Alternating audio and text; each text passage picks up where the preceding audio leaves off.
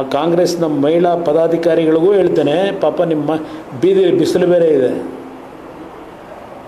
ಈ ಬಿಸಿಲಲ್ಲಿ ಹೋಗ್ಬಿಟ್ಟು ಯಾಕೆ ಪ್ರತಿಭಟನೆ ಮಾಡ್ಕೊತೀರಿ? ಪಾಪ ನಿಮ್ಮ ಮನಸ್ಸು ನೋವಾಗಿದ್ದರೆ ಆಯಿತು, ವಿಷಾದ ವ್ಯಕ್ತಪಡಿಸ್ಬೇಕಾ? ವಿಷಾದ ವ್ಯಕ್ತಪಡಿಸಿ. ರಾಜ್ಯದ ಮಹಿಳೆಯರು ಯಾರೇ ಇರಲಿ, ತಾಯಂದರು, ನಾನಲ್ಲಿ ತಾಯಂದರು ಅಂತಕ್ಕಂಥ ಪದ ಬಳಸಿದ್ದೇನೆ, ತಾಯಂದರು ಅಂತಕ್ಕಂಥ ಪದ ಬಳಸಿದ್ದೀನಿ ನಾನಲ್ಲಿ. ಇವ್ರ ಥರ ಹೆಣ್ಮಕ್ಳು ಕೆನ್ನೆ ನೆಕ್ಕೋದು, ಇದಕ್ಕೆ ಟಿಕೆಟ್ ಕೊಟ್ಟವ್ರೆ ಅನ್ನೋದು, ಹೆಣ್ಮಕ್ಳು ರೇಟ್ ಫಿಕ್ಸ್ ಮಾಡೋಕ್ಕೆ ಟಿಕೆಟ್ ಕೊಟ್ಟವ್ರು ಬಿ ಜೆ ಪಿ ಅಂತೇಳಿ ಅಲ್ಲಿ ಯಾವುದೋ ಕ್ಷೇತ್ರದಲ್ಲಿ ಹೇಳೋದು, ಇಂಥ ಹೊಲಸು ಪದಗಳನ್ನು ಯೂಸ್ ಮಾಡಿಲ್ಲ.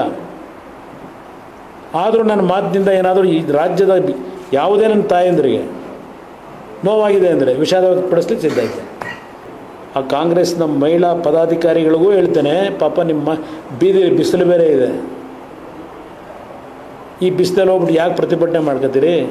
ಪಾಪ ನಿಮ್ಮ ಮನಸ್ಸು ನೋವಾಗಿದ್ದರೆ ಆಯಿತು, ವಿಷಾದ ವ್ಯಕ್ತಪಡಿಸ್ಬೇಕಾ? ವಿಷಾದ ವ್ಯಕ್ತಪಡಿಸಿ.